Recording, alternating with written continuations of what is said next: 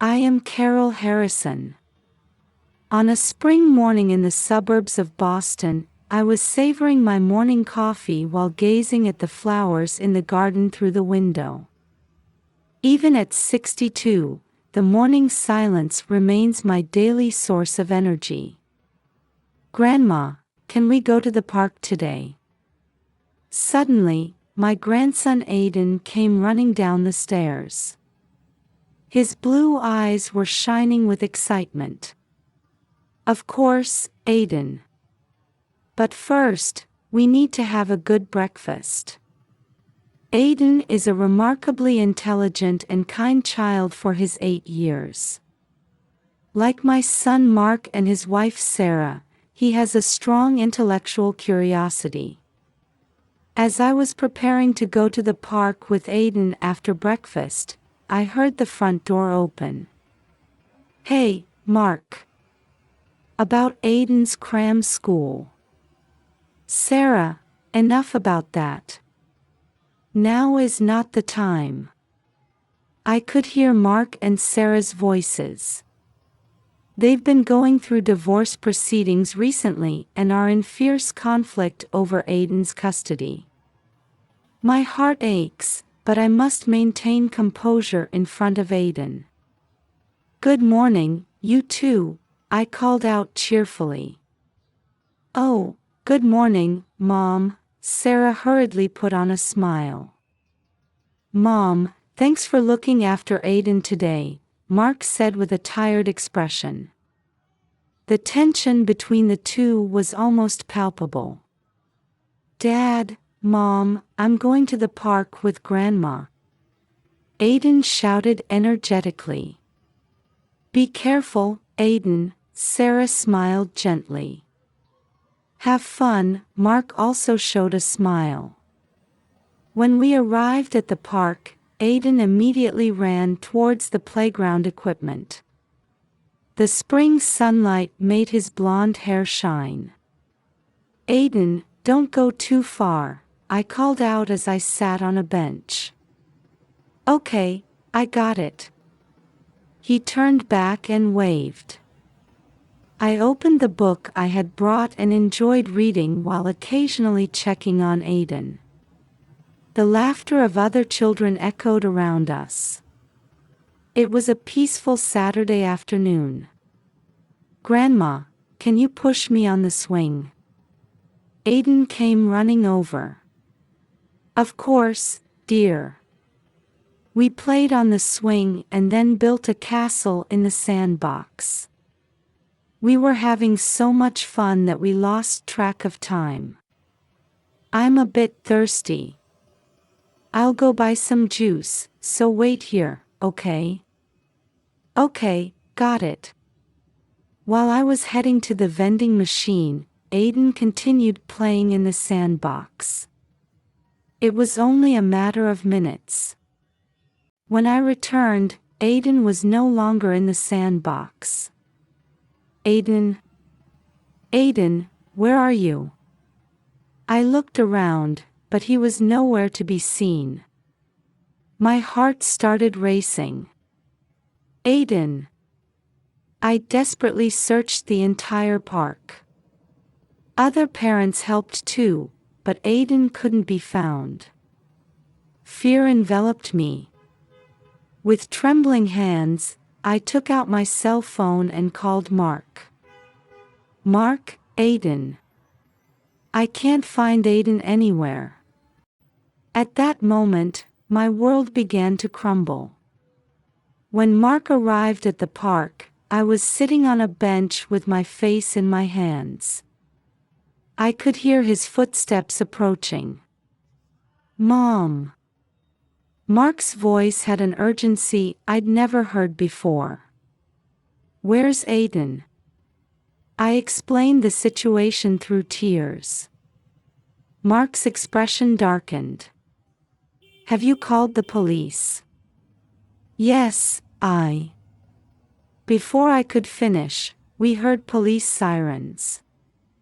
2 patrol cars arrived at the park entrance, and uniformed officers got out. Are you Mrs. Harrison? One officer approached us. "Please tell us the details of the situation."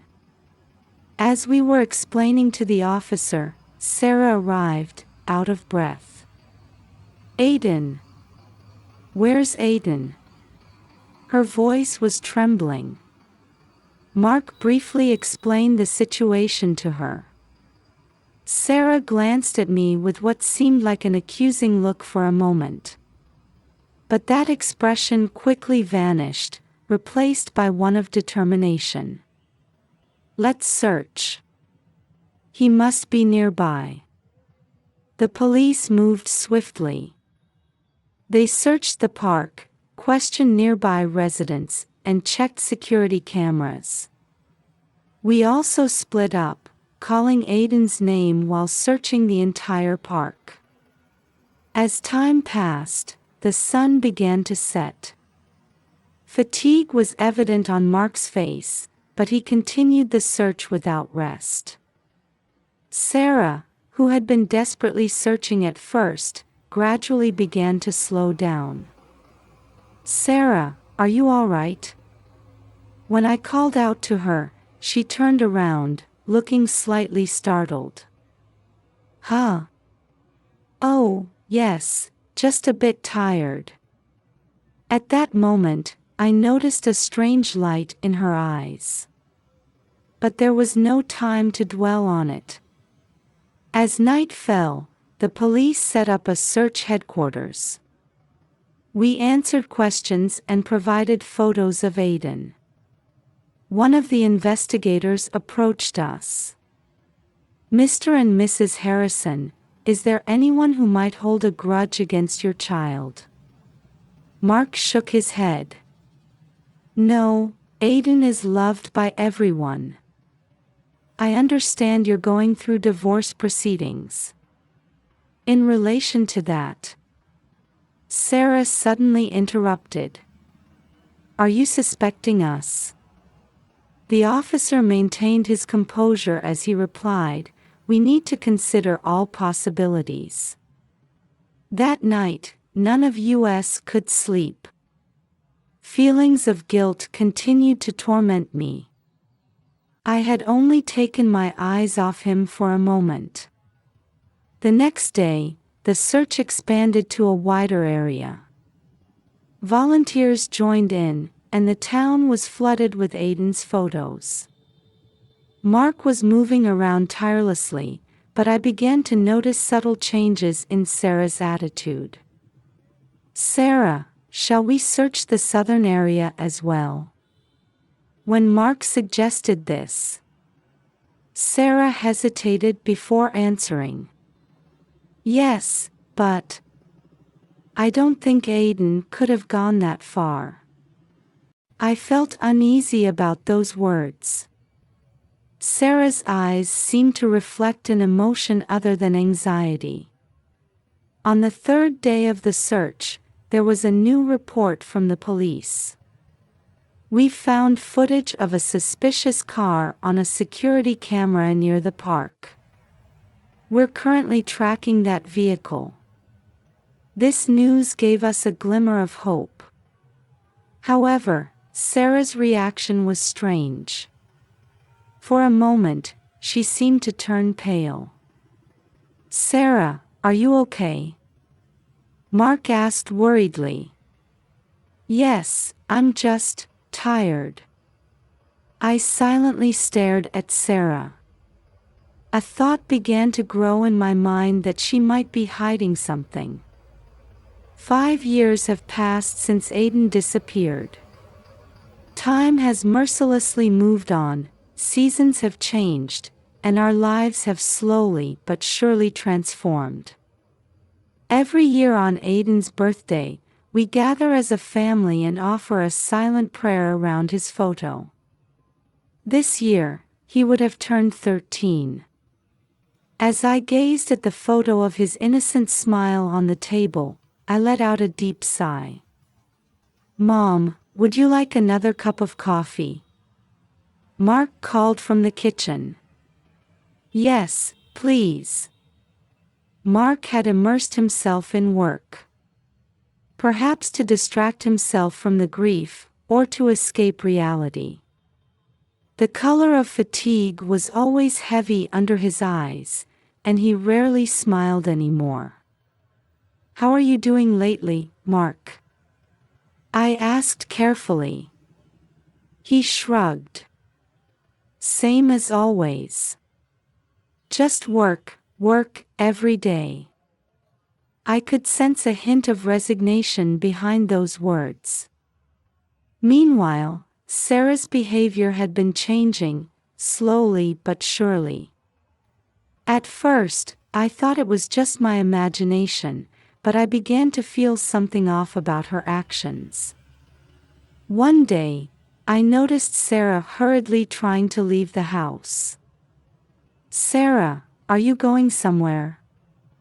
"Yes, just a quick errand," she answered vaguely and rushed out. These frequent outings had increased. When asked about her destination, she would give evasive answers. Her cell phone usage had also changed. She would go to a corner of the room to talk in a low voice, or suddenly end calls when we approached. Once, I witnessed her hastily hanging up when she saw the name displayed on the screen of her ringing phone. "Sarah, is something worrying you?" One day, I decided to ask her directly. "No, nothing at all," she answered with a forced smile, but her eyes weren't smiling. The most surprising incident happened one evening during dinner. "Hey, why don't we consider moving?" Sarah suddenly brought up. Mark looked at her with a surprised face. "Why so suddenly?" "I just thought it might be good for a change of pace." There seemed to be something behind this suggestion. This house is filled with memories of Aiden. It was hard to believe that Sarah would easily suggest abandoning that. One night, as I sat alone in the living room, I heard Sarah's footsteps coming down the stairs. She was wearing a coat and holding her keys. "Sarah, where are you going so late?" She flinched for a moment. "Oh, just a quick errand. I'll be right back." As I heard the door close, the doubts in my mind grew larger. What was Sarah hiding? And did it have anything to do with Aiden's disappearance? As Sarah's puzzling behavior continued, my days were filled with anxiety and suspicion. 5 years had passed since Aiden's disappearance, and while the light of hope was growing dim, deep in my heart, the belief that he was alive somewhere never faded. One quiet afternoon, I was in the living room using the computer to digitize old family photos. As I worked, immersed in nostalgic memories, suddenly an unfamiliar icon appeared on the screen. "What's this?" Puzzled, I clicked on it, and a video call screen opened. What appeared was the face of a boy with a frightened expression in a dimly lit room. "Aiden." My voice was trembling. The boy on the screen was undoubtedly my grandson who had disappeared from the park that day. After 5 years, traces of adulthood were beginning to show in his childish features. "Grandma." Aiden's voice echoed. "Help me. It's dark and scary here." I gasped. "Aiden, are you really? Where are you?" "I don't know." His voice was shaking. "But Mom is lying. She's the one who locked me up here." At those words, something froze inside me. Sarah had. "What do you mean?" "Sarah." Aiden looked around cautiously before continuing in a low voice. Mom makes me do photo shoots. There are scary people here too. I'm not allowed to go outside. Suddenly, there was a sound of a door opening in the distance. The color drained from Aiden's face. Mom's back. Grandma, help me. But don't tell anyone. With that cry, Aiden hurriedly cut off the call. The screen went dark, and I sat there, dumbfounded. My head was in a whirl of confusion. Aiden was alive.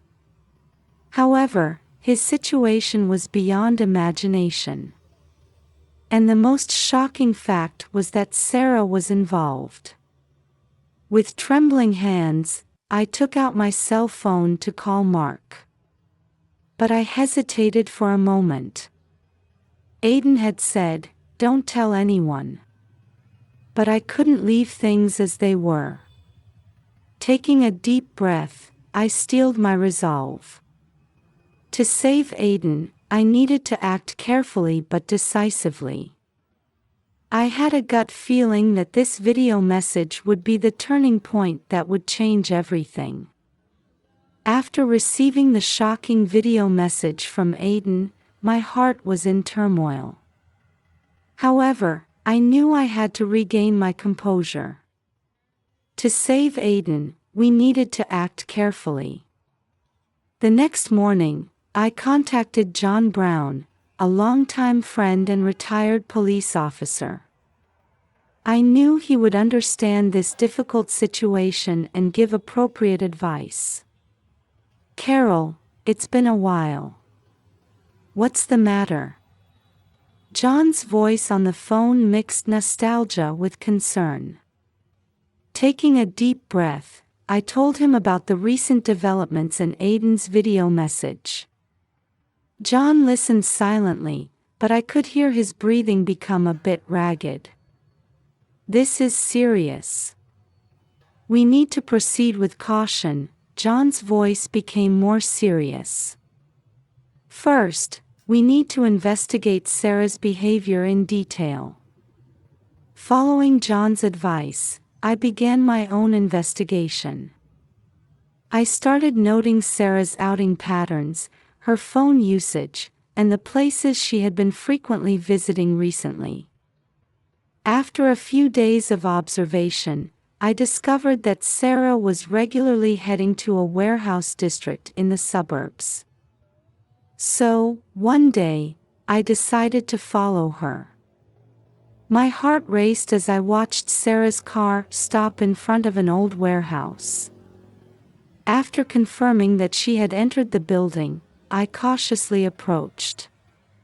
Peeking through a window, I could see Sarah talking to someone. I couldn't see who she was talking to, but Sarah's expression wasn't that of the kind mother she usually portrayed. It was cold and calculating. This discovery turned my suspicions into certainty. There was a high possibility that Sarah was hiding Aiden. But why? And did Mark know about this?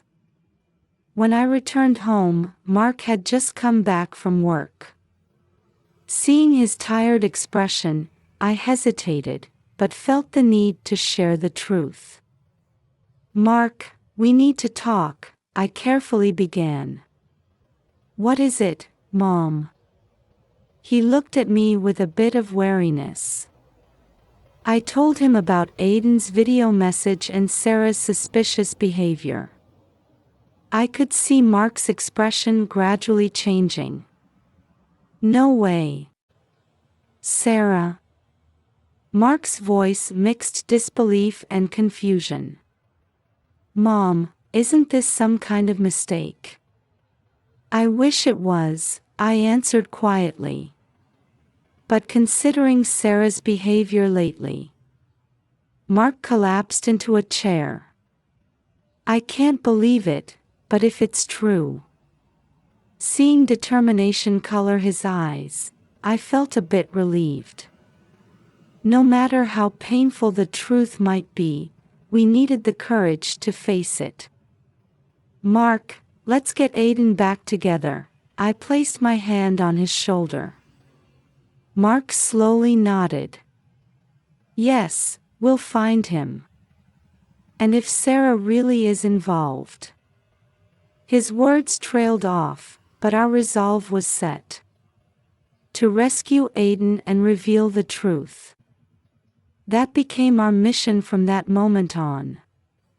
As Mark and I continued our joint investigation, shocking facts came to light one after another. With John's help, we dug into Sarah's past and discovered that she had been struggling with mental health issues for years. The stress from the divorce proceedings seemed to have triggered a rapid deterioration in her condition. Sarah had been diagnosed with bipolar disorder, Mark said with a shaking voice. But she refused treatment. Analyzing Sarah's behavior patterns confirmed that she was regularly visiting the warehouse in the suburbs. So, we decided to carefully monitor that location. One day, right after Sarah left the warehouse, we got a chance to peek inside. What we saw left us speechless. The walls were covered with countless photos, all of Aiden. However, many of them were taken after Aiden's disappearance. "No way." Mark's face turned pale. Further investigation revealed that Sarah had staged Aiden's kidnapping and had been hiding him. Her diary contained entries detailing her desire for revenge against Mark and a distorted love for Aiden. "Only I can understand Aiden. Mark doesn't deserve to raise him." Such words were scrawled in messy handwriting. We also solved the mystery of how Aiden had managed to contact me. Sarah had given him a tablet for his education. However, escaping her surveillance, Aiden had managed to send me a message asking for help.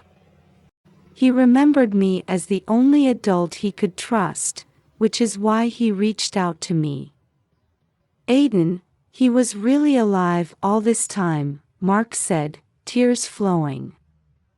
However, we had no time to dwell on our joy. Aiden was still under Sarah's control, and her mental state was unstable. We needed to rescue him as soon as possible. "We should report this to the police," John said with a stern expression. "But we need to proceed carefully. We don't know what Sarah might do." We nodded. Aiden's safety was the top priority. We prepared to submit all the evidence we had gathered to the police. "Aiden, we're coming soon," I whispered in my heart. "We'll definitely save you." After thorough discussions with the police, the day of the rescue operation arrived. Early in the morning, a police team including a special unit set out for the warehouse. Mark and I were to wait at a location a bit further away. "Mrs. Harrison, Mr. Harrison," the detective in charge called out to us. "Please wait here until we secure the area." As tension mounted, police vehicles approached the warehouse one after another. My heart was pounding fiercely. Suddenly, sirens blared, and police officers rushed into the warehouse all at once. "Police! Don't move!" Right after that voice, a scream echoed. It was Sarah's voice. "Let go! Aiden is my child."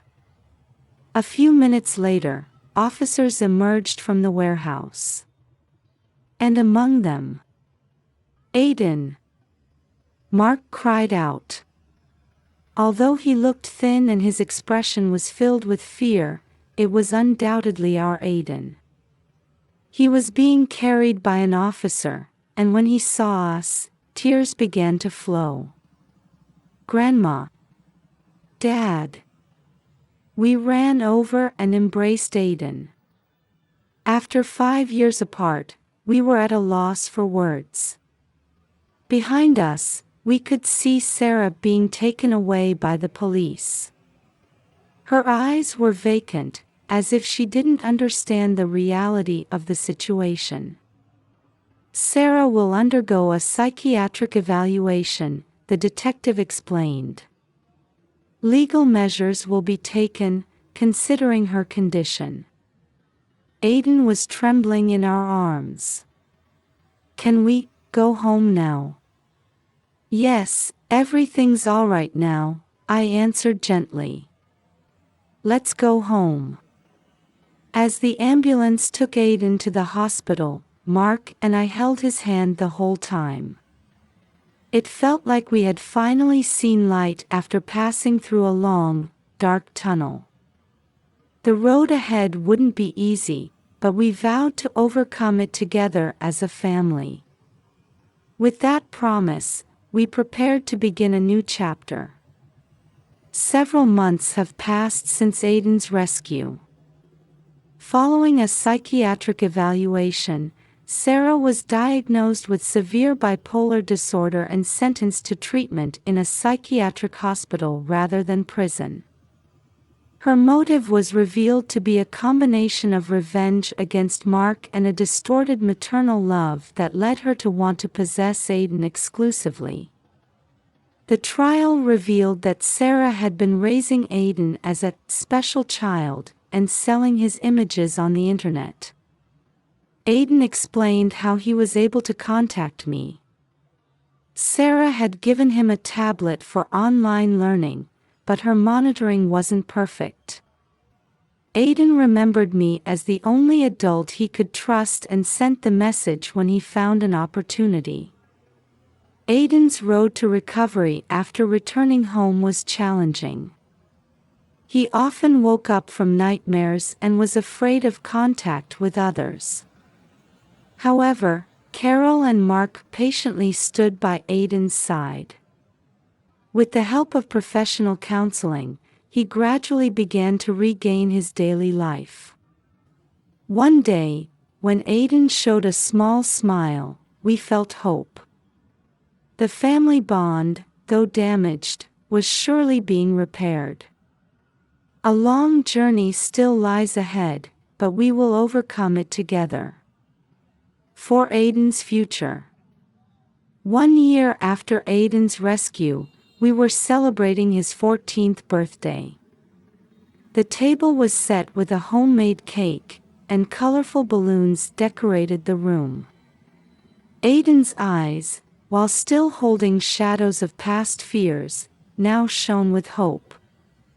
Grandma, Dad, thank you, Aiden's voice mixed gratitude and strength. Sarah was under strict treatment, never to threaten us again. Aiden was bravely facing his trauma, attending counseling sessions and walking the path to recovery. And on this day, he announced a big decision to us. I want to start volunteering for the foster care system. I want to help kids like me. At those words, Mark and I couldn't help but tear up. Aiden, who had experienced such hardship, was now trying to use that experience to help others. It was proof that he had found true healing. Aiden, we're so proud of you, I hugged my grandson tightly. Our bond, having overcome adversity, had grown even stronger. This was the true victory. As I gazed at Aiden's smile, I thought from the bottom of my heart, our new life begins here.